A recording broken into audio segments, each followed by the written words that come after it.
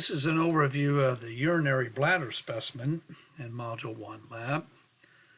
This is the wall of the bladder from here, the lumen of the bladder, all the way across to the top here, which is the outside of the bladder. And the lining epithelium of the lumen is down here, and the bulk of the wall of the bladder is smooth muscle tissue wrapped in bundles that go in different directions.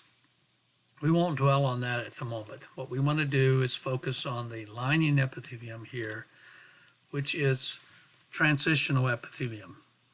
And we have to also look for good examples. Like this patch here is a pretty good example. You see the dome-shaped epithelial tissue here. That are the dome-shaped cells at the surface of transitional epithelium.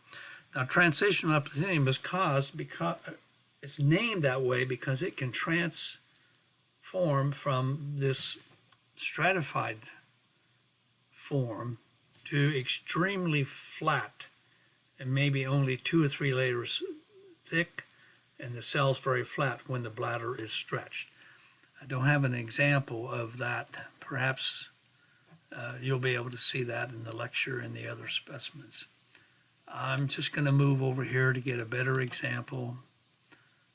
See, here are a number of layers of cells as demonstrated by the nuclei, and then you have these cells at the surface that are rather dome-shaped. This is typical. They're not perfectly flat like stratified squamous non-keratinized. They have no keratin.